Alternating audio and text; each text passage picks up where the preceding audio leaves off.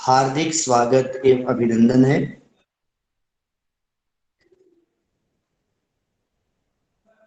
स्वागत अभिनंदन है आप सभी का।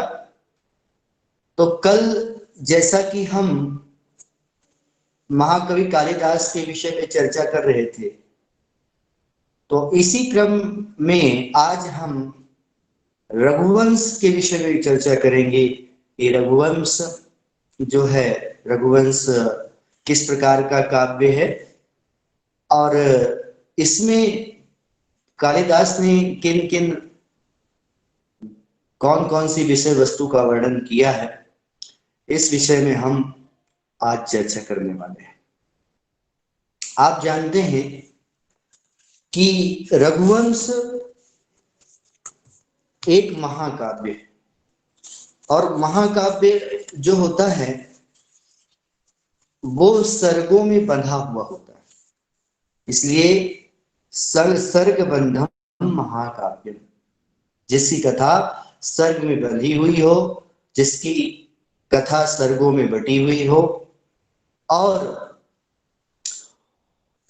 कम से कम उसमें 10 सर्ग हो और उसमें किसी राजा का या फिर कोई राजा, क्षत्रिय राजा या फिर कोई देव आदि उसका नायक हो और उसकी कथा ऐतिहासिक हो, ये महाकाव्य के लक्षण के रूप में परिगणित किया जाता है। महाकवि कालिदास ने इस महाकाव्य की रचना में कुछ विशेष चीजों का ध्यान दिया है कि पहले तो मैं आपको बता देता हूं कि महाकाव्य के दृष्टिकोण में पहले मैंने अभी आपको बताया कि सर्गबंधम महाकाव्यम, जो महाकाव्य होता है वो सर्ग में बंधा होता है और उसमें राजा जो है, राजा कोई क्षत्रिय राजा या फिर कोई देवादि जो है उसके नायक होते हैं और उसका जो घटना है वो ऐतिहासिक या फिर बहुत ही पौराणिक होती है और जिनमें ऋतु का प्रसंग, पर्वतों का, नदियों का, वनस्पतियों का वर्णन जो है प्राप्त होता है और बीच बीच में कलाओं का वर्णन भी, जैसे युद्ध कला का वर्णन, मानवीय मूल्यों का वर्णन जो है महाकाव्यों में आपको प्राप्त होता है। तो अब चूंकि ये जो महाकाव्य है वो महाकाव्य 19 सर्गों का है और 19 सर्गों में विवस्वान और मनु से लेकर के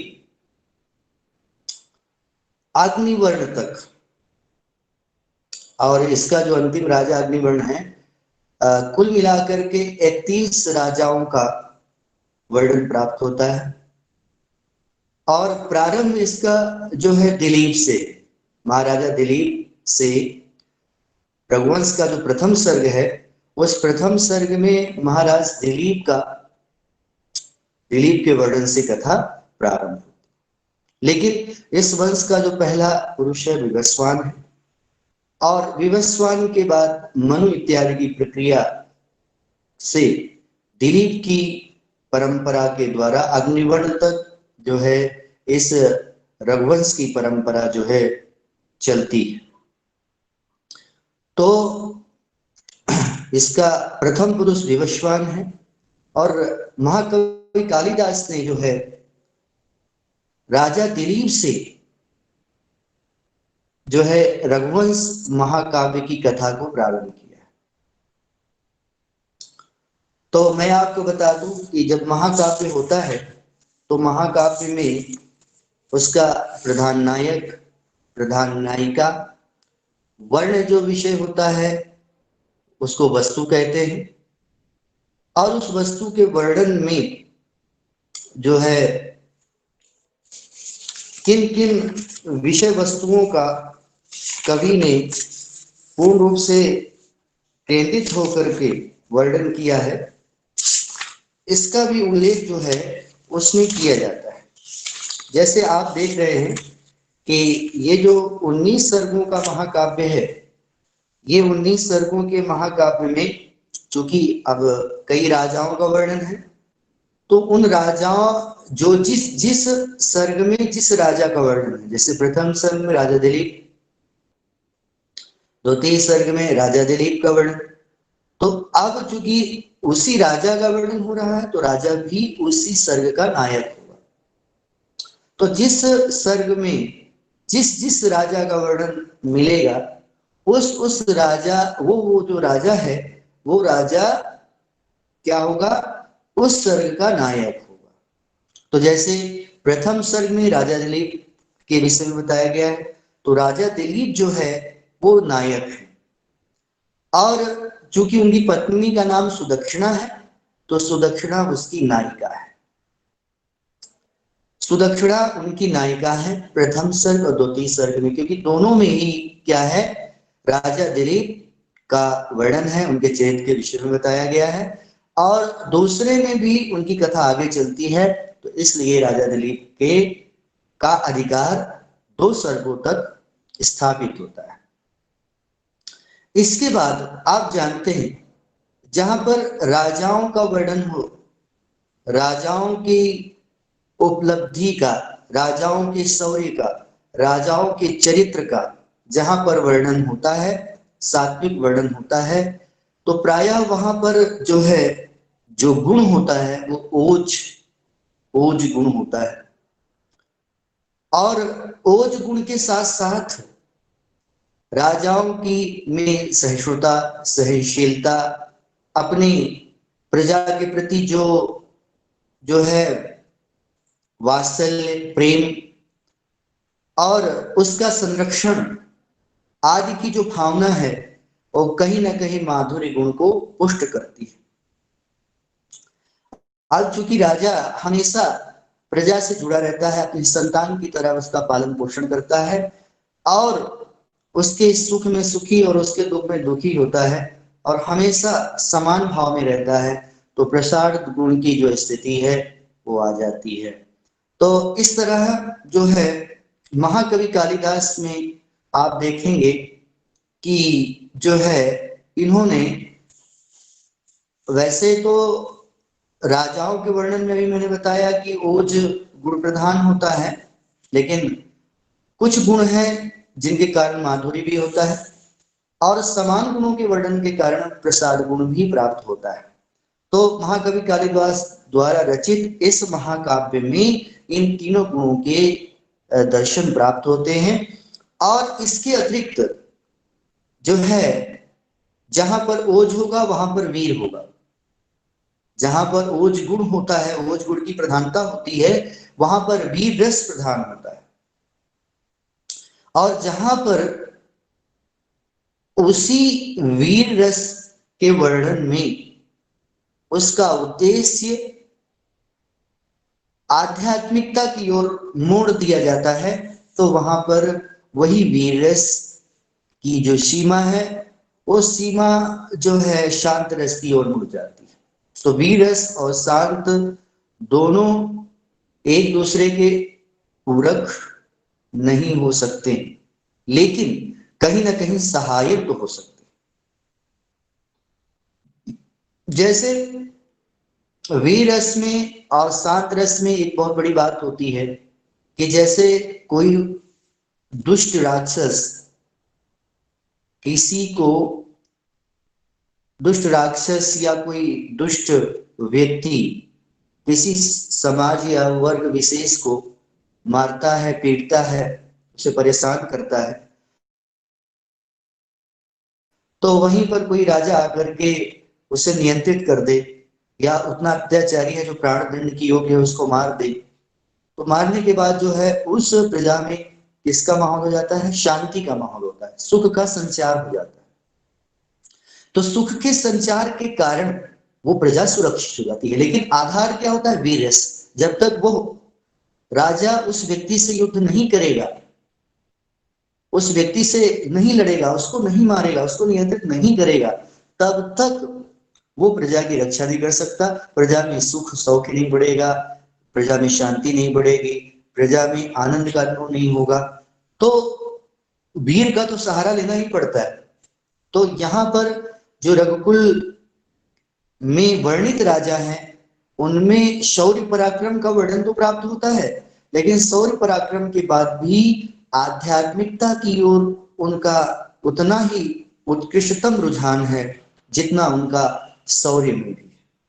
तो इसलिए जो है वीर रस की प्रधानता के साथ साथ शांत रस का भी आपको दर्शन रघुवंश महाकाव्य में देखने को प्राप्त होते हैं। बीच बीच में सभी रस आते हैं, जैसे श्रृंगार रस का भी आपको यहाँ पर दर्शन मिलेगा, जहां पर इंदुमती स्वयंवर का वर्णन प्राप्त होता है, वहां पर श्रृंगार रस भी प्राप्त होता है। वियोग में जो है आपको विप्रलंब श्रृंगार का दर्शन भी प्राप्त होगा इसमें कहीं कहीं पर, और इसके अलावा हास्य का भी, करुण का भी, रौद्र का भी आपको दर्शन मिलेगा।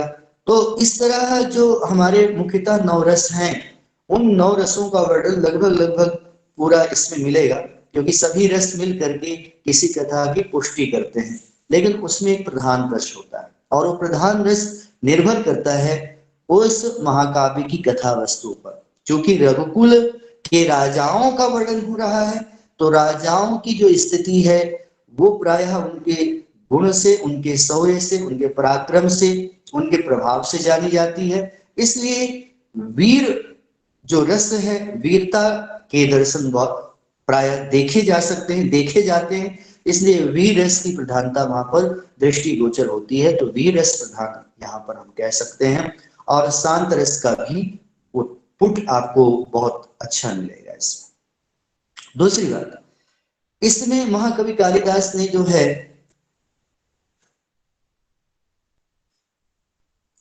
अलंकार की दृष्टि से देखें तो इसमें आपको जो है पूरे महाकाव्य में उपमा की स्थिति आपको बहुत उत्कृष्ट मिल जाएगी। उपमा अलंकार का वर्णन बहुत ही अच्छा मिलेगा। उपमा कालिदास से भारवे रथ गौरवम दंडिना पतलालित्यम माघे संधि त्रयो गुणा, ये जो बात आई है उसमें उपमा में कालिदास सिद्ध है।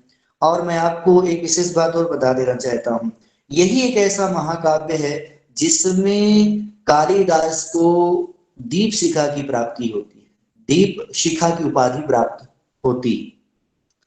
इसी महाकाव्य के द्वारा जब स्वयंवर स्वयंवर वर्णन होता है इंदुमती का, तो उस समय इंदुमती स्वयंवर में ही जो है इंदुमती अपने हाथों में माला लेकर के जैसे निकलती है, तो जिन जिन राजाओं के सामने से निकल जाती है, जिन राजाओं के सामने आती है, वे बहुत ही उत्साह से भर जाते हैं कि इंदुमती मेरा वरण करेगी। लेकिन जैसे ही उन राजाओं के आगे से वो निकल जाती है, तो उनकी वो आशा शून्य हो जाते हैं, आशातीत हो जाते हैं, ये मेरे जीवन में क्या हो गया। और इसी को कालिदास ने इतनी सुंदर सी उपमा से लिखा है, जो कि साहित्य जगत में उनको दीप शिखा की उपाधि के द्वारा जो है नवाजा गया। और वो श्लोक बड़ा सुंदर है। संचारणी दीप शिखे बरात्रौ यम यम व्यतीताय पतिम वरासा नरेंद्र मार्गाट इव प्रवेते विवर्ण भावम सस भूमि बाला। तो ये यही एक ऐसा महाकाव्य है जिसमें दीप शिखा की उपाधि से भी महाकवि कालिदास को विभूषित किया गया। दूसरी बात, अब हम चर्चा ये कर रहे थे, हमने आज की इस कक्षा में नायक की के विषय में बता दिया। नायक चार प्रकार का होता है, धीरोदात्त, धीर ललित, धीर प्रशांत और धीरोद्धत। ये चार प्रकार के नायक होते हैं, और इन नायकों का प्रयोग जो है काव्यानुसार होता है। इस प्रकार अगर यहां पर हम देखें तो यहां पर आपको प्रायः जो नायक मिलेंगे वो धीरोदात्त मिलेंगे, धीरोदात्त नायक आपको मिलेंगे। और जो है नायिका दो प्रकार की होती है, एक तो परकीय और स्वकीय। अब परकीय और स्वकीय में भी भेद हो जाते हैं। तो क्योंकि अपनी पत्नी जो है वो जिसको नायक जिससे प्रेम करता है उसके साथ विवाह भी कर लेता है, जो उसकी हो जाती है, तो वो अपसुकिया नायिका के रूप में जानी जाती है। तो नायिका भी यहाँ पर सुदक्षिणा है। उसके भी विषय में मैंने बताया। रस जो है, रस की स्थिति इसमें पूरे पूरे रघुवंश महाकाव्य के साहित्य महाकाव्य में किसकी प्राय बनती है, तो वीरस की प्राय बनती है। अंत में जो है एक सर्ग में जो अग्निवर्ण का वर्णन प्राप्त होता है 19वें सर्ग में, वहां पर श्रृंगार रस की प्रधानता आपको देखने को मिलेगी, जहां पर जो है अग्निवर्ण के द्वारा केवल केवल काम क्रीड़ा में आसक्त होने के कारण वो थोड़ा बहुत ही श्रृंगारिक है। तो एक सर्ग में तो हम विषय छोड़ देते हैं, लेकिन प्रायः जो सब विषय है उन विषयों में जो है सभी सर्गों में प्रायः वीरस की प्रधानता दिखाई पड़ती है। इसके अलावा अलंकारों में आपको सबसे ज्यादा उपमा का प्रयोग आपको मिलेगा। रूपक, दृष्टांत, अर्थांतरन्यास, अतिशयोक्ति, काव्यलिंग आदि अलंकारों के दर्शन आपको प्राप्त होंगे। लेकिन इनमें से कालिदास की जो सिद्ध है, सिद्ध अलंकार है, वो उपमा के दर्शन आपको बहुत प्राप्त होंगे। साम्यम वाच्य मवै धर्मम वाक्य की उपमा दो, उपमा का लक्षण भी जो है किया साहित्य दर्पणकार ने। और इस प्रकार जो है उपमा का आपको इस जो है महाकाव्य में सुंदर वर्णन मिलेगा। अभी मैंने एक उदाहरण बताया कि उपमा के कारण ही दीपशिखा की उपाधि उन्हें प्राप्त की गई, दी गई, और ये वही महाकाव्य है। इसी महाकाव्य में जो है दीपशिखा की उपाधि उन्हें प्रदान की गई।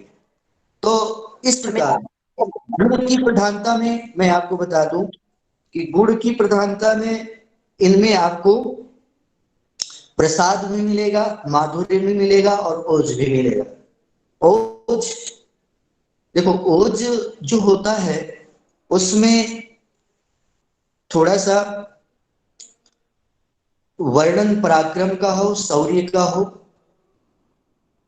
ये तो चीजें आपको मिलती है, लेकिन तदनुकूल भाषा में भी वर्णों का भी समावेश होता है। लेकिन ओज के वर्णन में भी महाकवि कालिदास की जो शैली है उस शैली में आपको माधुर्यपूर्ण वर्ण लगभग मिल जाएंगे। तो ओज के वर्णन में भी इन्होंने मधुरता का संरक्षण किया है, इसलिए जो है माधुर्य के भी दर्शन प्राप्त हो जाते हैं। और प्रसाद तो होता ही है। प्रसाद में, प्रसाद का अर्थ ये होता है कि जहां पर कोई भी पंक्ति हो, कोई भी श्लोक हो, उसका भाव आसानी से जो है पाठक समझ आए, पाठक जो है उसके दिमाग में आ जाए, तो प्रसाद गुण होता है। चंद्रालोककार जयदेव कहते हैं, प्रसाद का गुण लक्षण करते हैं कि जैसे किसी स्वच्छ पानी के नीचे कोई सुई रख दी जाए, अगर कोई व्यक्ति ऊपर से देखे तो सुई जिस प्रकार दिखाई पड़ती है, उसी प्रकार जो है जब हम किसी श्लोक को देखें और उसका अर्थ स्वतः हमें अभिव्यक्त हो जाए, स्वतः हमें लग जाए, उसका बहुत ही अन्वय हमें अलग से पद पदार्थ करके उसका अलग अलग से अन्वय करके और बहुत ही उसमें परिश्रम करना पड़े, वैसी स्थिति ना हो, सामान्य रूप से उसका अर्थ हमें अवभाषित हो जाए, तो फिर वहां पर प्रसाद हो जाता है। तो प्रसाद की स्थिति भी आपको कालिदास के श्लोकों में मिलती है। माधुर्य तो जहां श्रृंगार का वर्णन मिलेगा, राजाओं का संतान प्रजा के प्रति वात्सल्य जो मिलेगा वहां पर आपको माधुर्य मिल जाएगा। और इसके बाद ओज, जहां पर उनकी वीरता और पराक्रम का वर्णन मिलेगा, तो वहां पर ओज के भी दर्शन प्राप्त होते हैं। इस प्रकार इन तीनों गुणों का वर्णन प्राप्त होता है। वैसे तो गुणों की जो चर्चा है शब्द अर्थ भेद से 20 प्रकार की होती है, लेकिन उन 20 प्रकार के गुणों को जो है इन तीन गुणों में अंतर्भाव कर लिया जाता है। प्रसाद, माधुर्य और ओज, इन तीनों गुणों में अंतर्भाव कर लिया जाता है। तो इस प्रकार जो है गुणों की स्थिति में जो है इस महाकाव्य को हमने देखा, रस की स्थिति में भी हमने देखा। इसके बाद अलंकार में भी आपने देखा कि उपमा के बहुत ही सिद्ध है। पहला ही श्लोक इनका उपमा का है, वागर्था विव संपृक्तो वागर्थ प्रतिपत्तये जगतः पितरौ वंदे पार्वती परमेश्वरो। पहले श्लोक में इन्होंने उपमा अलंकार से प्रारंभ किया, तो उपमा इनको बहुत ही प्रिय है। और उपमा के ये सिद्ध कवि हैं। जैसा कि पंक्ति आपको आप पढ़ते हैं, उपमा कालिदासस्य भागवे रथ गौरवम दंडिनः पदलालित्यम माघे संति त्रिगुणा। ये चीजें आप देखते हैं तो उपमा के लिए सिद्ध कवि हैं, लेकिन उपमा के अलावा उपमा ही इन्होंने प्रयोग किया ऐसा नहीं है। रूपक का बड़े सुंदर वर्णन आया है प्रथम सर्ग में। जब आप देखेंगे कि महाकवि कालिदास ने रूपक का भी बहुत सुंदर वर्णन किया है। रूपक अलंकार में बहुत ही, जब राजाओं का वर्णन करते हैं तो उसमें रूपक के बहुत अच्छा दर्शन जो है हमें प्राप्त होता है। दृष्टांत, अर्थांतर, न्यास अलंकार, अतिशयोक्ति, काव्यलिंग आदि अलंकारों के भी दर्शन महाकवि कालिदास में बहुत ही सुंदर तरीके से प्राप्त होते हैं। इसके अलावा जो है हम बात कर लेते हैं कि कालिदास ने जो है अपने कथा को 19 भागों में विभक्त किया है। अब 19 भाग मतलब 19 सर्ग।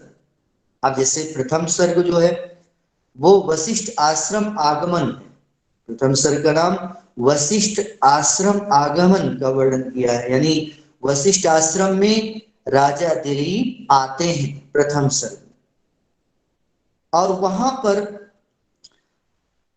वो अपनी संतान, उनको संतान नहीं होती है, तो संतान की समस्या को लेकर के, इस संतान की प्राप्ति उन्हें कैसे हो, उस संतान की समस्या को लेकर के वो वहां पर उपस्थित होते हैं। और उपस्थित होने के बाद वशिष्ठ से वो प्रार्थना करते हैं, और वशिष्ठ जो है उनको संतान क्यों प्राप्त नहीं होती है, क्या कारण है, इसका उपाय भी, वो कारण भी बताते हैं, और कैसे संतान प्राप्त होगी उसका भी उपाय वो वहां पर बताते हैं। और जिस कारण से वो संतान प्राप्त होगी उस उपाय को आगे बढ़ाते हैं द्वितीय सर्ग। तो द्वितीय सर्ग में जो वर्णन प्राप्त होता है वो गो सेवा का है। गो सेवा के माध्यम से ही राजा जो दिलीप है, उन दिलीप को क्या प्राप्त होता है, वो पुत्र की प्राप्ति होती है। तो जब पुत्र की प्राप्ति होती है तो पुत्र की प्राप्ति के बाद राजा दिलीप की कथा का वहीं से द्वितीय सर्ग से ही समापन हो जाता है। इसके बाद तृतीय से उनके पुत्र रघु का वर्णन प्राप्त होता है। राजा रघु, रघु की राजा, गुरुजी एक प्रश्न है। हरिओम। प्रश्न, हरिओम गुरुजी एक प्रश्न है। हाँ बताएं। जी ये जो रघुवंश है, ये हाँ, रघु के नाम से ही क्यों रखा गया, दिलीप के नाम से क्यों नहीं रखा गया? क्योंकि प्रथम तो वही थे, या वैवस्वत के नाम से क्यों नहीं रखा गया? अब अगर आप ऐसा क्या? रघुवंश की दृष्टि से देखेंगे जी। तो सभी राजाओं में रघु का जो वर्णन है वो बहुत ही विशिष्टतापूर्ण है। उसने, दिलीप ने जो कार्य किए तो वो तो प्रारंभ में उन्होंने किया जो कुछ भी किया, लेकिन सबसे उत्कृष्टता जो कार्यों में रही है, लोक कल्याण की भावना से ओतप्रोत जो सबसे उत्कृष्टता रही है वो महाराज रघु के जीवन में रही। और रघु एक ऐसे राजा हुए जिनके कारण से इस रघु कुल की परंपरा, रघु के नाम से इस वंश को भी जाना गया। तो अब आप जानते हैं कि व्यक्ति का नाम और व्यक्ति की को का जो यश होता है उसके कार्यों से होता है, उसके गुणों से होता है। तो जो सामान्य जितने भी राजा रहे, जितने भी राजा रघु के पहले रहे, दिलीप से अब हम देखते हैं तो दिलीप ने तो कार्य किया, वो भी चक्रवर्ती सम्राट थे, लेकिन जो कार्य रघु ने किया, जो प्रभाव रघु का रहा, जो गुण रघु का रहा, वो प्रायः वो गुण समान रूप से अन्य राजाओं में देखने को नहीं प्राप्त होता। इसलिए जो है राम वंश नहीं कहा गया, दिलीप वंश नहीं कहा गया, अजवंश नहीं कहा गया, या फिर नल वंश नहीं कहा गया। बहुत श्रेष्ठ राजाएं हुए हैं इसमें, लेकिन रघु के नाम से ही वो कुल का प्रारंभ। तो ये चलिए। चीज आपकी यहाँ पर दिखाई पड़ती है। और दूसरी बात ये कि मैं बता रहा था अलंकारों के विषय में, अलंकारों की चर्चा के बाद मैंने अब यहाँ पर बता देता हूं कि प्रत्येक महाकाव्य में अलग अलग छंदों का भी विधान होता है। छंद विधान की दृष्टि से कालिदास भी बहुत ही सर्वश्रेष्ठ है। देखिए, महर्षि वाल्मीकि ने जो है प्रयोग किया किस छंद का? अनुष्टुप छंद का। अनुष्टुप छंद का प्रयोग किया है और महाकवि कालिदास ने प्रथम सर्ग से ही अनुष्टुप छंद का प्रयोग किया। अनुष्टुप छंद, अनुष्टुप छंद का प्रयोग वैसे किसी बहुत बड़ी जो कथा है उस कथा के विस्तार के संक्षेप करने का एक बहुत ही सुंदर ये छंद माना जाता है कि किसी जो है राजा का वर्णन करना हो और जो है किसी वंश परंपरा का वर्णन करना हो और कथा को संक्षेप में करनी यदि हो तो उस कथा के संक्षेप करने में इस छंद का प्रयोग प्रायः जो है किया जाता है। और आप जानते हैं सभी लोग कि जितने भी अभी तक ग्रंथ हमारे प्राचीन मिलते हैं वो चाहे हमारे वाल्मीकि रामायण हो, महाभारत हो, गीता हो, मनुस्मृति हो, उनमें सभी जो है आपको अनुष्टुप छंद में प्रायः प्रयोग मिलेगा। तो ये बहुत ही प्रचलित छंद है और कालिदास ने इसी परंपरा को, अपने प्राचीन कवियों की परंपरा को निर्वहन करते हुए इसमें जो पहला छंद प्रयोग किया है वो अनुष्टुप छंद का प्रयोग किया है। तो अनुष्टुप छंद के बाद उन्होंने कई छंद प्रयोग किए हैं उपजाति का, जैसे दूसरे सर्ग में उपजाति है, तीसरे में वंशस्थ है, इसके बाद अनुष्टुप है, उपेंद्र वज्रा है, फिर उपजाति है। कुछ कुछ ऐसे छंद का प्रयोग करते हुए लगभग 19 सर्गों में उन्होंने लगभग 12-13 छंदों का 13-14 छंदों का प्रयोग किया है, जिसमें आपका मंदाक्रांता भी आ जाता है, द्रुत विलंबित छंद का भी प्रयोग किया, हरणी छंद का भी प्रयोग उन्होंने किया है, वैताली छंद का प्रयोग उन्होंने किया है। और मंदाक्रांता वो कालिदास ने छोड़ा क्योंकि मंदाक्रांता छंद का प्रयोग जो है कालिदास ने अपने मेघदूत नामक महाकाव्य में किया है। मेघदूत नामक खंड काव्य में किया है, क्षम्यतां, मेघदूत खंड काव्य है, उसमें उन्होंने मंदाक्रांता छंद का प्रयोग किया है, जो कि पूर्व मेघ उत्तर मेघ दो भागों में विभक्त है और उसमें मंदाक्रांता छंद का प्रयोग बहुत सुंदर किया है और बहुत ही गेय छंद होता है। और प्रायः जो है वियोगावस्था में इस छंद का प्रयोग किया जाता है। तो छंदों का अपना इतिहास है, सभी छंदों का अलग अलग रस की दृष्टि से, अलग अलग विषय वस्तु की दृष्टि से भी छंदों का विधान महाकवि कालिदास ने किया है। तो प्रस्तुत जो प्रथम सर्ग है उस प्रथम सर्ग में उन्होंने अनुष्टुप छंद का प्रयोग किया है, दूसरे में उपजाति का, तीसरे में वंशस्थ का, चौथे में उपेंद्र वज्रा, उपजाति का प्रयोग आपको प्रायः इन्होंने किया है। वंशस्थ छंद का भी प्रयोग किया है, हरणी, श्रृंगधारा आदि का प्रयोग, श्रृंगधारा का तो प्रयोग नहीं मिलता, लेकिन अन्य दूसरे जो छंद हैं उनका विधान इन्होंने अपने इस महाकाव्य में किया है। और इसके अलावा जो है इनकी जो रीति है, रीति जो होती है वो गुणों से युक्त होती है और गुणों से युक्त होकर के जो कवि की शैली होती है उस शैली का निर्वचन करती है रीति। तो रीति इनकी जो है वो वैदर्भी रीति है।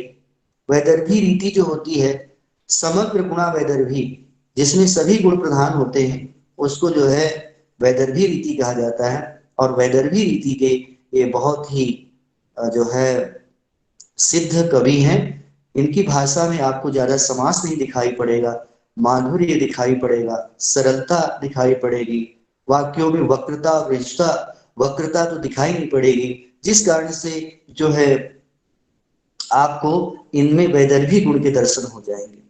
जबकि महाकवि दंडी को देखें तो वहां पर उनकी शैली में ओज गुण प्रधान होता है, क्योंकि उसका उनकी जो शैली है वो समास बहुला है और लगभग 7-8 या 9 पद तक, 10 पद तक पदों के बीच में समास दिखाई पड़ता है। और भाषा और उनके वर्ण भी जो है आपको थोड़ा सा टकार डकार आदि वर्णों का भी समावेश प्राय वो करते हैं, ढकार इत्यादि वर्णों का भी समावेश प्राय करते हैं। तो ओजात्मक ओज गुण के कारण जो है वो ओज गुण के प्रधानता के कारण जो है गौड़ी रीति के वो अच्छे कवि हैं दंडी। इसके अलावा बाणभट्ट जो है पांचाली के माने जाते हैं, उनमें भी समास तो है, उनके भी उसके कादम्बरी में आप देखते हैं, कादम्बरी में उनका एक काव्य है हर्षचरितम, उसमें भी आप देखते होंगे, तो वहां पर भी आपको क्या है मिल जाता है। समास तो का प्रयोग उन्होंने किया है, लेकिन समास के साथ साथ जो दंडी में समास की स्थिति दिखाई पड़ती है वो बाणभट्ट में थोड़ा सा कम है तो उनमें भी लेकिन कम है। और इसके बाद थोड़ा सा माधुर्य उसमें दिखाई पड़ जाता है। तो पांचाली जो है वो समास अल्प समास बहुला होने के कारण, थोड़ा सा उसमें कम समास होने के कारण और थोड़ा माधुर्य का समास होने के कारण, माधुर्य का भाव हो जाने के कारण वो पांचाली रीति में परिगणित हो जाती है। तो इस प्रकार जो है महाकवि बाणभट्ट और महाकवि दंडी को यदि आप देखेंगे तो उनकी उनकी शैली को देखते हुए कालिदास में वैदर्भी रीति का समावेश अधिक होता है, क्योंकि वहां इनकी जो शैली में आपको बड़ी से बड़ी बात को समास रहित स्थिति में कहते हैं, बहुत समास नहीं दिखाई पड़ेगा आपको, बहुत ही कहीं दुर्लभ आपको दिखाई पड़े, बहुत कहीं कहीं पर ऐसा दिखाई पड़ जाए तो अलग है, लेकिन प्रायः जो है बड़े से बड़े वर्णन में, बड़े से बड़े विषय वस्तु को बताने के लिए भी इन्होंने समास का सहारा नहीं लिया है, बहुत ही सरलता भाव से उन्होंने व्यक्त किया है, बड़ी मधुरता से व्यक्त किया है। तो इसलिए इनकी जो प्रसिद्ध रीति है वो वैदर्भी है, इनका प्रसिद्ध अलंकार जो है वो उपमा है, और उपमा वैदर्भी इत्यादि के दर्शन भी इस महाकाव्य में आपको देखने को प्राप्त होगा। इसके अलावा जो है मैं आपको और बता देता हूं, चूंकि तीन प्रकार की शब्द शक्तियां होती हैं, अभिधा लक्षणा और व्यंजना, और तीन प्रकार के शब्द होते हैं, वाचक लक्षक और व्यंजन, और तीन प्रकार के अर्थ होते हैं, लक्ष्य वाच्य लक्ष्य और व्यंग्य। तो चूंकि कालिदास में आप देखेंगे कि सामान्य घटना के साथ साथ उसमें ऐसा भाव भी छिपा रहता है जो वास्तव में एक विशेष अर्थ लिए होता है, चमत्कृत अर्थ लिए होता है। तो काव्य की दृष्टि से इनमें व्यंग्य के दर्शन होते हैं, व्यंग्यात्मक शैली भी इनमें है कि इनके अर्थों में गुणता भी होती है, इनके अर्थ चमत्कृत पूर्ण होते हैं, चमत्कार पूर्ण होते हैं। तो इनमें उत्तम काव्य के दर्शन होते हैं, यानी रसद ध्वनि के दर्शन भी प्रायः हम इनके महाकाव्य में प्राप्त करते हैं, इनकी रचनाओं में प्राप्त करते हैं। जैसे अब आप जानते हैं कि अभिधा लक्षण और व्यंजन, ये तीन प्रकार की जो शक्तियां होती हैं वो वाचक लक्षक और व्यंजक इन तीनों शब्दों के द्वारा, वाच्य लक्ष्य और व्यंग्य के द्वारा अपने आप की शक्ति का आभास कराती है, अपने आप को अभिव्यक्त करती है। तो ये जो शक्तियां हैं, इन शक्तियों में से व्यंग्य व्यंजना जो व्यापार है, उस व्यंजना व्यापार प्रायः इनकी रचनाओं में प्राप्त होता है। और चूंकि आप जानते हैं व्यंजना जो है, व्यंग्य होता है वो कहाँ होता है, जहां पर अत्यधिक चमत्कृत अर्थ हो और उसको किसी भी दिशा में मोड़ा जा सके, पाठक उसकी दृष्टि से उसका अपना अपना अर्थ लगाने में, अनेक अर्थ लगाने में व्यक्त हो जाए, समर्थ हो जाता है, तो वहां व्यंजना व्यापार होता है और व्यंग्य वहां पर अर्थ होता है, और उसके वो जो शब्द होते हैं वो व्यंजक कहलाते हैं। तो इस प्रकार जो है, अगर अभिधा शक्ति, लक्षणा शक्ति और व्यंजना शक्ति में देखें तो व्यंजना के भी दर्शन महाकवि कालिदास में प्राप्त होते हैं। और इसके अलावा जो है आप देखेंगे कि प्रथम सर्ग में हम आ जाते हैं, तो प्रथम सर्ग का थोड़ा सा परिचय मैं दे देता हूं। प्रथम सर्ग में महाकाव्य कवि कालिदास ने जो है केवल दिलीप का वर्णन किया है। दिलीप से पहले उन्होंने जितने भी रघुकुल के राजा हुए हैं उनका चरित्र क्या है, उन्होंने किस प्रकार से अपने जीवन को व्यतीत किया है, उनका व्यवहार उनकी प्रजा के प्रति कैसा रहा है, उनका तपो वैभव कैसा रहा है, उनका व्यवहार अपनी प्रजा के प्रति कैसा रहा है, और उन्होंने जो सामान्य व्यक्ति के जीवन में अपेक्षित चीजें होती हैं उनको छोड़ करके एक उत्कृष्ट जीवन का दर्शन महाकवि कालिदास ने प्रथम सर्ग में कराया, रघुकुल के राजाओं का वर्णन किया है। और यही कारण है कि कालिदास ने रघुकुल के राजाओं का वर्णन किया है, क्योंकि अगर कालिदास को राजाओं के वर्णन की अपेक्षा होती तो वाल्मीकि का जो रामायण है वो रामायण पढ़ लेते, उनका आदर्श चरित्र पढ़ लेते तो हो जाता। लेकिन इसकी आवश्यकता उन्हें क्यों पड़ी? तो ये बताया जाता है कि हर इंसान अपने जीवन में आत्मोन्नति की इच्छा करता है। जो विषयों में बध करके, बाह्य चीज और भौतिकता से बध करके विकास करते हैं तो वो आत्मोन्नति तक नहीं पहुंच पाते। लेकिन आत्मोन्नति करने वाला जो इंसान होता है वो आदर्श चरित्र वाले व्यक्तियों का अनुकरण करता है।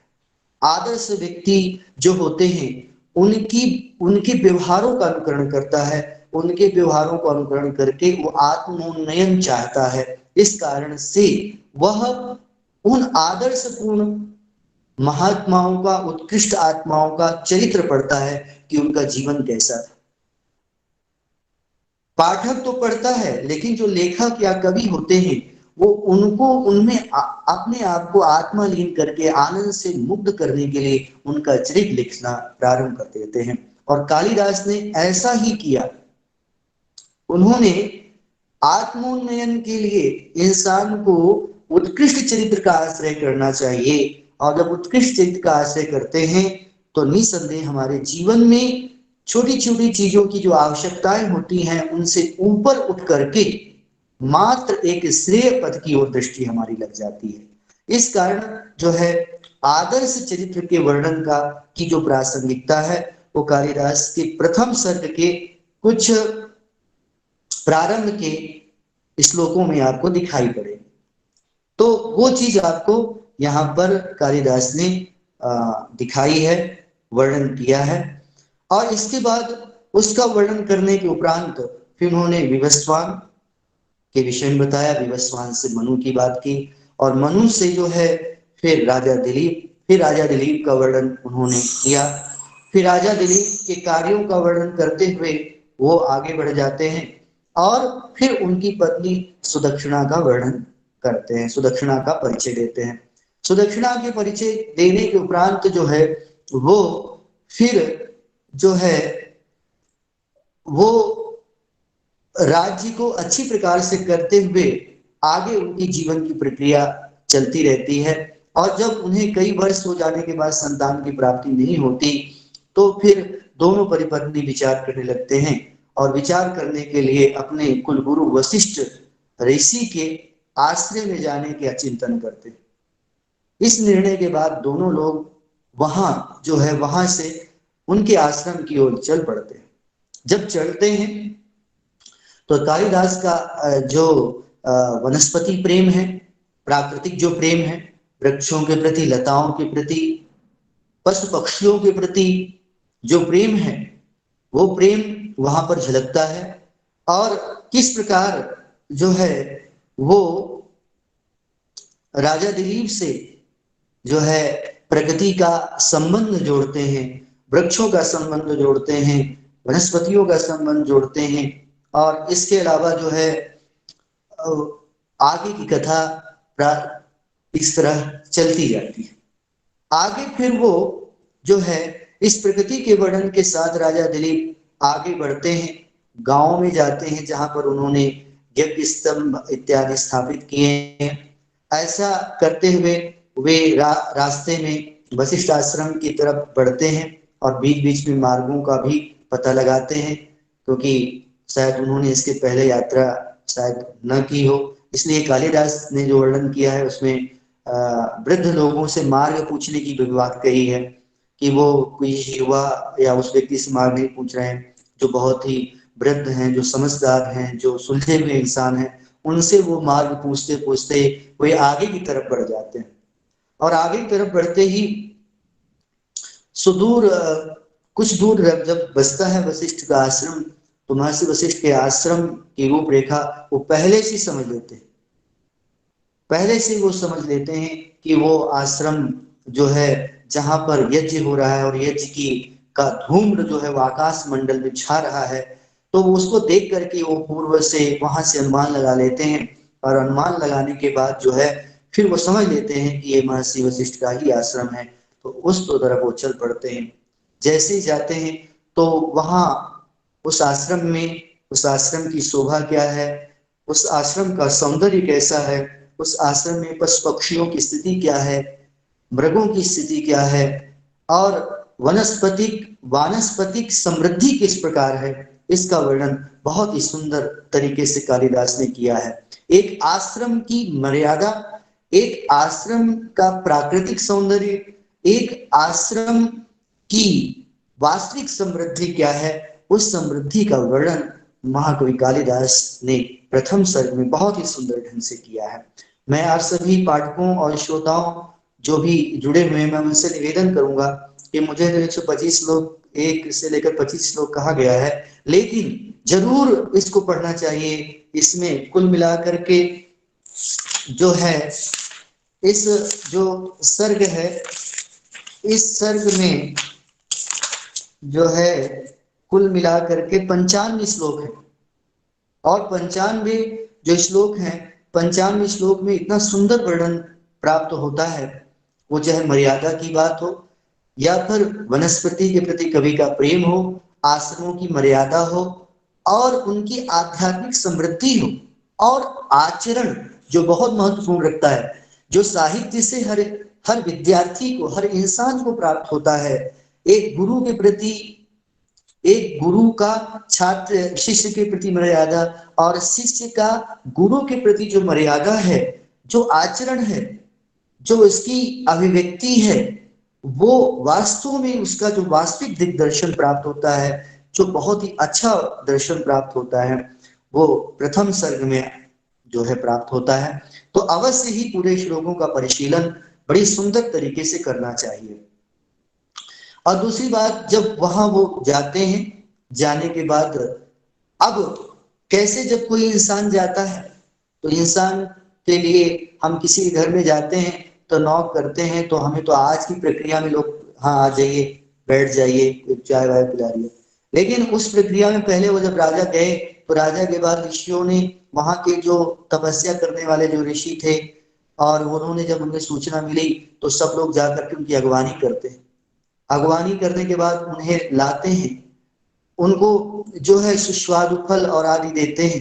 इसके बाद उनके, वो रास्ते से आए हैं, उन्हें परिश्रम उन्होंने बहुत सा किया है, उनके लिए एक एकांत स्थान का निर्माण करके एक एकांत स्थान आश्रय के लिए देते हैं, और वहां पर वो जा करके बढ़िया सा विश्राम करते हैं, और विश्राम करने के बाद फिर वो वशिष्ठ के सभा में, महर्षि वशिष्ठ के पास आते हैं, पति पत्नी उन्हें प्रणाम करते हैं, उनका चरण वंदन करते हैं, और वंदन करने के बाद फिर महर्षि वशिष्ठ जो है उनका कुशल क्षेम पूछते हैं राज्य का, कि आपकी प्रजा कैसी है, किस प्रकार है, सब लोग कुशल से तो हैं।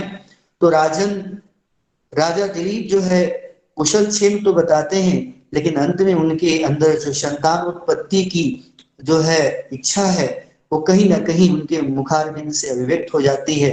वो कहते हैं, हे हे महर्षि, हे गुरुजी, हमारे जीवन में मैंने हमेशा ये प्रयास किया कि हमारी जो प्रजा है वो सुखपूर्वक रहे, आनंद पूर्वक रहे, लेकिन मेरी इस परंपरा को बढ़ाने के लिए मुझे संतान की प्राप्ति नहीं हो रही है, तो मेरे बाद सुयोग्य और उत्कृष्ट जो राजा हो, जो प्रजा को मुझसे अच्छा भी कुछ कर सके, ऐसा कुछ संतान मुझे प्राप्त नहीं हो रही है, बहुत दिन बीत गए, तो अब ये सबसे बड़ी मुझे चिंता सता रही है, इसका कुछ उपाय बताएं। महर्षि वशिष्ठ ने जो है फिर उनको बताया कि देखिए महाराज, आपके जीवन में स्थिति आई क्यों, आप, फिर उन्होंने एक छोटी सी उनकी संतान न होने का कारण भी वहां पर उन्होंने बताया है। उन्होंने ये बताया कि महाराज, एक बार जब इंद्र की सेवा के लिए आप स्वर्ग लोक गए थे, तो वहां से जब आप लौट रहे थे, तो लौटते समय आकाश मार्ग में कल्प वृक्ष की छाया में बैठी हुई जो कामधेनु नामक गाय है, उस गाय को आपने प्रणाम नहीं किया, उसका सम्मान नहीं किया। और आपके मन में क्या चल रहा था वो भी वहां पर महर्षि वशिष्ठ ने बताया कि आपकी पत्नी रजस्वला के बाद स्नान उसने उसने उस दिन किया था जिस दिन आपको वहां पहुंचना था। तो आप उसी पे विचार कर रहे थे कि रजस्वला के बाद स्नान जो मेरी स्त्री है उसके साथ जो है उसके साथ संसर्ग न करने से मुझे गृह धर्म का दोष लगेगा। इसी विचार से आप उधेड़ बुन में रास्ते में चले जा रहे थे और आपने जो है सामने कल्पतरु की छाया में बैठी हुई जो धेनु थी, कामधेनु, उसका अवलोकन नहीं किया। और कामधेनु ने आपको समझ लिया कि आपने उसका सम्मान नहीं किया, तो कामधेनु ने आपको शाप दे दिया और शाप दे दिया है कि हे राजन, जाइए, आपको इतना अभिमान है, ठीक है, जब तक आप मेरी पुत्री की सेवा नहीं करेंगे तब तक आपको संतान की प्राप्ति नहीं होगी। तो ऐसा साप जब दिया तो आपने सुना क्यों नहीं? तो कहते हैं उस समय जो दिग्गज थे, दिग्गजों की हुंकार के कारण वो ध्वनि राजा दिलीप के कानों तक नहीं पहुंच पाई और इस कारण से आप उस शब्द को नहीं सुन पाए और यही कारण रहा कि आज तक आपको संतान की प्राप्ति नहीं। तो आप ऐसा, अब इसका यही उपाय है कि आप जो है गौ सेवा करिए। तो राजा दिलीप के मन में आया कि मैं गौ सेवा तो करूंगा, लेकिन वो कामधेनु गाय कहाँ मिलेगी? उनसे मैं क्षमा मांगूंगा, उनसे प्रार्थना करूंगा कि मुझसे जो गलती हुई है मुझे क्षमा करें। मैंने आपको अवधान के कारण, अनवधान के कारण आपको मैंने नहीं देखा, इस कारण से आप मुझे क्षमा करें।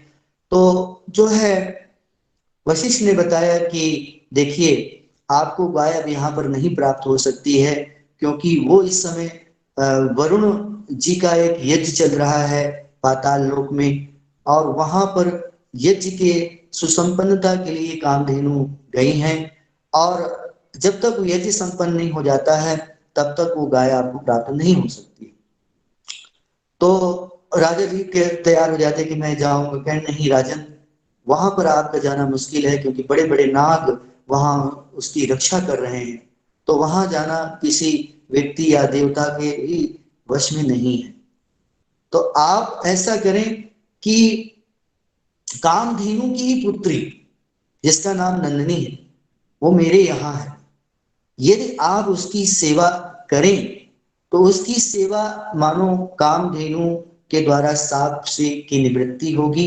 तो इसलिए आप क्या करें, उसकी सेवा करें, जो अभीष्ट फल आपको चाहिए वो उससे प्राप्त होगा, आपको संतान की उत्पत्ति होगी।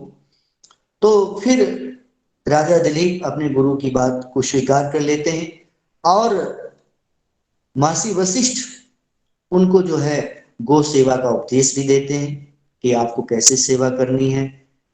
आपको जैसे गाय जा रही है तो आप गाय के साथ चलेंगे, गाय अगर खड़ी हो जाती है तो गाय के साथ खड़े हो जाएंगे, गाय पानी पी रही है तभी आप गाय के पानी के लिए आप व्यवस्था करेंगे, पानी उसे चाहिए, पानी की व्यवस्था करें, और जब पान करे तभी आप जल का पान करें। इस प्रकार जो है आप समस्त क्रियाओं को, गाय की समस्त क्रियाओं को अपने से जोड़ते हुए अपना कार्य करेंगे, यानी पूरी तरह से उस गाय की सेवा में समर्पित हो जाएंगे।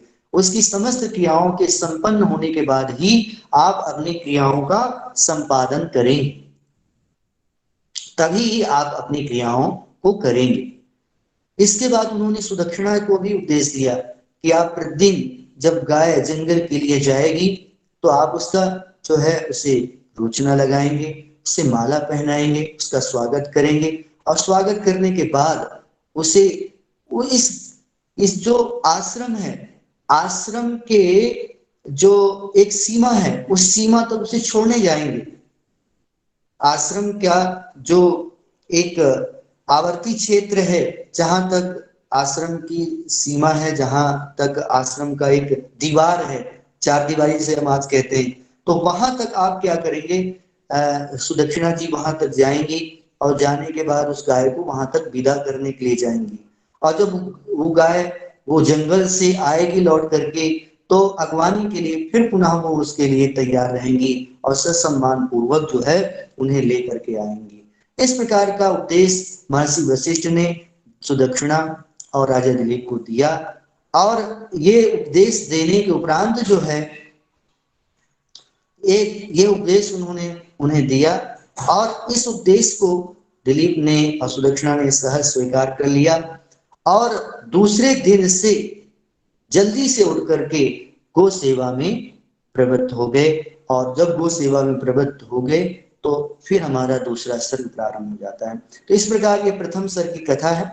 और प्रथम सर्ग में जो 125 श्लोक हम आपको बताने वाले हैं, कल से हम प्रथम श्लोक का अर्थ समझेंगे, उसकी व्याख्या समझेंगे, उसका अन्वय समझेंगे, उसका पद पदार्थ समझेंगे, उसमें काव्य सौंदर्य समझेंगे। तो वो चीजें कल हम प्रारंभ करेंगे। तो 125 श्लोक तक जो मैं कथा क्या है, उसका भाव क्या है, तो मैं बता देता हूं। पहले तो आप पहला मंगलाचरण देखेंगे। मंगलाचरण जो है महाकवि कालिदास ने नमस्कारात्मक मंगलाचरण का प्रयोग किया है। 3 प्रकार के मंगलाचरण होते हैं। पहला होता है नमस्कारात्मक मंगलाचरण, जिसमें कवि साक्षात जो है नमस्कार करता है किसी देवी देवता को अपने काव्य की निर्विघ्न समाप्ति के लिए। दूसरा जो है आशीर्वादात्मक होता है, वो जो है किसी देवता या अपने इष्ट देवता के द्वारा सामाजिकों को आशीर्वाद प्रदान करता है। और तीसरा जो होता है वस्तु निर्देशात्मक, जिसमें ये तीनों ना होकर के केवल वस्तु का निर्देश, कथा का निर्देश करते हुए कवि या लेखक आगे बढ़ जाता है। तो इन 3 प्रकार के मंगलाचरणों में कालिदास ने जो है जो है वो नमस्कारात्मक मंगलाचरण का प्रयोग किया है। और इसके बाद वो फिर जो है 9 श्लोकों तक जो है वो रघुवंश के जो राजा हैं उन राजाओं का वर्णन जो है करते हैं। वो ये बताते हैं कि मैं रघुकुल के राजाओं का वर्णन क्यों कर रहा हूं, क्या है उनमें विशेषता, क्या है उनमें विशिष्टता, जिसके कारण से मुझे उनका वर्णन करना पड़ रहा है। समाज के लिए वो कितना लाभपूर्ण है। देखो, समाज कवि लिखेगा तो समाज के लिए लाभदायक होगा ही, लेकिन कवि भी आत्मोन्नयन के लिए भी कुछ लिखता है, आत्मोन्नयन के लिए। तुलसीदास जी ने समाज के लिए नहीं, है ना, आत्मानंद के लिए लिखा रामचरितमानस। अब वो समाज में सभी लोग जो है उससे शिक्षा ले रहे हैं, उससे नई दिशा उन्हें प्राप्त हो गई, वो तो एक अलग विषय है। लेकिन कवि और जो लेखक होते हैं वो आत्मानंद के लिए कुछ ना कुछ लिखते रहते हैं। तो इन्होंने आत्मानंद के लिए कालिदास ने जो है ये काव्य लिखा है। और इसमें 9 श्लोकों तक जो रघुकुलीय राजा हैं उन राजाओं का वर्णन उन्होंने लगभग संक्षेप में बताया है। और ये बताया है कि इस प्रकार के राजाओं का वर्णन मैं कर रहा हूं, उनकी स्थिति क्या थी, उनका चरित्र कैसा था, इस प्रकार का कुल मिलाकर के राजाओं का एक संक्षेप में जो है दृश्य प्रस्तुत किया है। इसके बाद उनकी परंपरा को प्रारंभ करते हुए उन्होंने जो है वैवस्वत का नाम लेते हुए मनु का नाम लेते हुए इसके बाद राजा दिलीप पर वो चले जाते हैं। और राजा दिलीप के बाद फिर वो राजा दिलीप के गुणों का, चरित्र का और प्रजा के प्रति उनके कर्तव्य का आदि वर्णन वे करते हुए आगे बढ़ते हैं। तो जो 25 श्लोक है वो 25 श्लोक में आपको जो है 3 बिंदु हैं आपके, मंगलाचरण, रघुकुल के सभी राजाओं का संक्षेप में एक दिग्दर्शन, फिर इसके बाद विवस्वान की चर्चा बहुत ही छोटे में करके, फिर उनसे मनु का, फिर मनु से जो है उसी परंपरा में राजा दिलीप का वर्णन, फिर राजा दिलीप के व्यक्तिगत गुणों का और चरित्र का वर्णन महाकवि कालिदास ने किया है। जो 25 के बाद आगे कई श्लोकों में वो चलता जाता है। तो 25 श्लोकों तक में राजा दिलीप का ही वर्णन आपको सुनने को मिलेगा। और पढ़ने को मिलेगा। तो इस तरह जो है आज की कक्षा मैंने जो है हम यहीं पर समाप्त करते हैं, आज की कक्षा की संपूर्ति करते हैं। और आप सभी जो पाठक हैं, वृंद हैं या श्रोता वृंद हैं, उनसे यही हम कहेंगे कि अगर आपके अंदर कोई जिज्ञासा, मन में कोई प्रश्न हो तो आप कर सकते हैं। आपके लिए 5 मिनट हैं।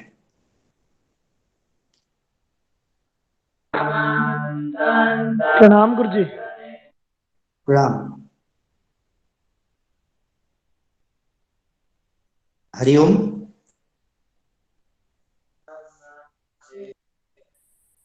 हरिओम। प्रणाम गुरु जी। प्रणाम जी। रघुवंश का उपजीवक कौन सा पुराण है? उपजीव्य पुराण नहीं है, अच्छा रामायण है। अच्छा, रामायण। हाँ। ये पद्म पुराण कुछ पद्म पुराण वंशज, जैसे वंशावली पद्म पुराण से भी कुछ मिलता है। तो अच्छा, देखो ऐसा है ना, बाद में कवियों ने जो कुछ भी लिखा, पुराणों की जो चर्चा आई है वो वाल्मीकि के बाद आई है ना। वाल्मीकि तो आदि कवि माने जाते हैं, और जो वर्णन परंपरा है वो प्रायः वाल्मीकि से प्रारंभ होती है। कुछ अन्य उन्होंने लिया होगा, लेकिन मुख्य उपजीव्य जो है वो रामायण है। जी, धन्यवाद।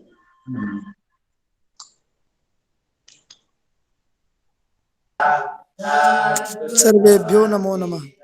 हाँ, नमो नमः। हाँ जी।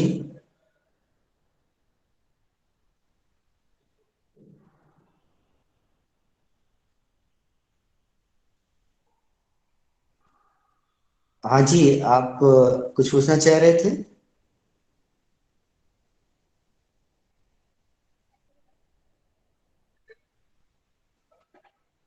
नमो नमः गुरुजी। हाँ, नमस्कार। शुभ दिनम। शुभ दिनम।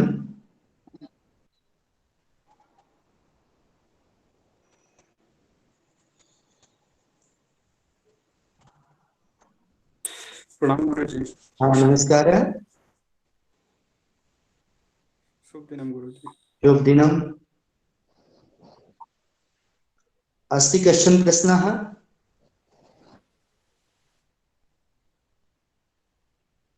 संपूर्तिं करोमि। आम आम। हाँ, अस्तु, धन्यवादः, नमस्काराः। श्वः पुनर्मिलामः। नमो नमो नमः गुरुजी। हाँ, नमो नमः गुरुजी। गुरुजी आज का